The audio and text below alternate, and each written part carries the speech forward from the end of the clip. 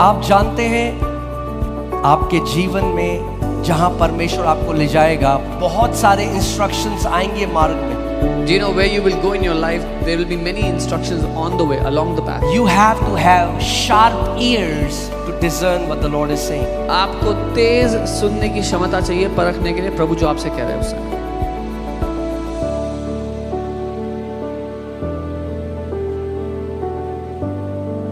Amen.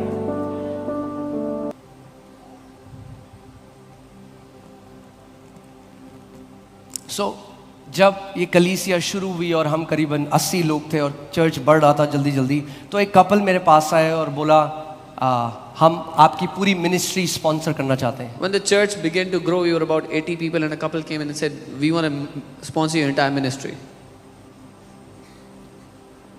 और उन्होंने कहा, "We'll give you a car." They said, हम आपको गाड़ी देंगे, एक घर देंगे. we'll give you a house, "We'll pay your kids' fees." आपके बच्चों की फीस पे करेंगे, And you will live a comfortable life. और आप एक आरामदेह जीवन जियोगे.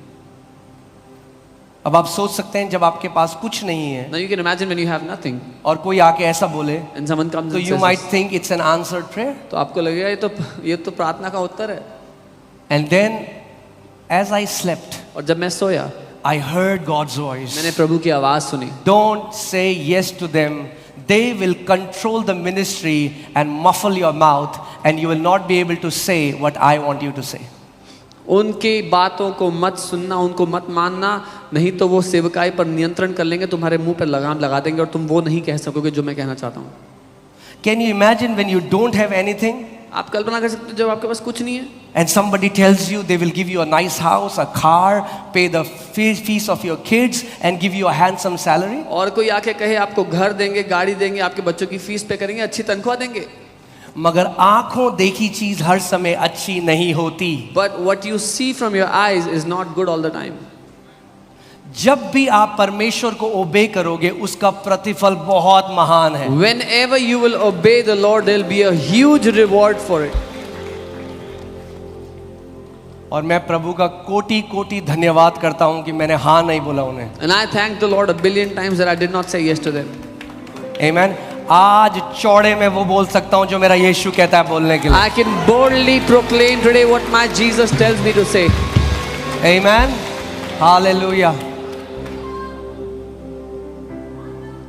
केवल एक ही है जो लगाम लगा सकता है इस मुंह पे. There's only one who can put a bridle on this mouth. जैसे दाऊद कहता है, Like David says, पवित्र आत्मा मेरे मुंह पे लगाओ. Holy Spirit put a bridle on my mouth. Amen. फिर मैं आपको बता रहा हूं,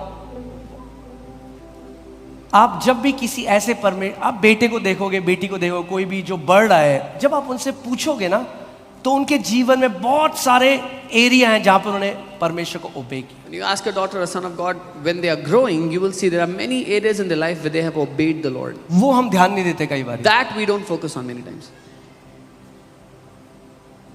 Come on. एक बारी जब हम फेथ अरीना में थे 1 में, तो मुझे ब्राजील जाने का मौका आया. When we were in Faith Arena 1, I got an opportunity to go to Brazil one time.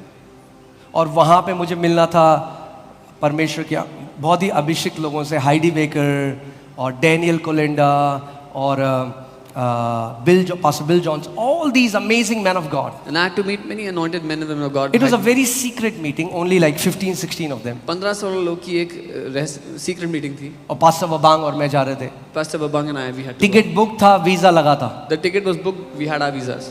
मगर यहाँ पे ना कुछ लग रहा था कि But there was something here. so I prayed. मैंने I प्रार्थना mean, like, की. who doesn't want to meet these awesome men of God? कौन नहीं जाएगा परमेश्वर के अद्भुत लोगों से? मगर मुझे ऐसा लगा कि नहीं, मुझे नहीं जाना. I felt like I should not go. My flesh wanted to go, मेरी देह जाना चाहती थी. but पवित्र आत्मा कहता नहीं. But the Holy Spirit was saying no. So मैं बड़ी मुश्किल से मैंने पास्टर बबांग का मैंने कहा मैं नहीं जा सकता. So with great difficulties, I told Pastor Babang I cannot go.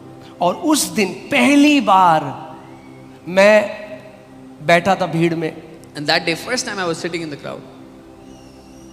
क्योंकि कोई और प्रीच कर रहा था. Someone else was preaching in church that day.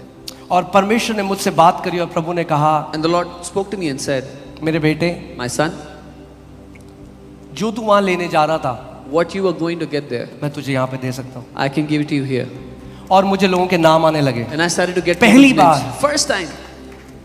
और तब से आज तक परमेश्वर मुझे लोगों के नाम देता है और कितने लोगों ने चंगाई पाली. उस ओबीडियंस के पीछे, उस आज्ञाकारिता के पीछे ये गिफ्ट छुपा था। And from then on, the Lord began to give me names of people, and every time the names are called, people are healed. There was this gift that was hidden behind their obedience. जिस भी शहर में मैं जाता हूँ, जिस भी meeting में जाता हूँ, प्रभु नाम बता रहे। हम छत्तीसगढ़ गए, वहाँ पे कितने लोग हैं जिनका नाम से वो पूरी रीति। एक बंदा घर पे देख रहा था, एक आंख से अंधा, उसका नाम बोला, वो घर पे मीटिंग दे रहा था, आंख बंद, आंख खुल गई। We were in Chhattisgarh, and the Lord was giving me names, and I was calling them out. There was one man who was watching us online at home. His one eye was completely closed, completely without vision, and he began to see. Amen? इसका मुझे गलत मत समझिए, मैं ये नहीं कह रहा हूँ हम प्रभु के लोगों के पास ना जाए। मैं कह रहा हूँ उस टाइम परमेश्वर चाहता था मेरे साथ ये करना। Don't think that I'm saying we don't meet the people of God. I'm saying at that time the Lord wanted to do this with me.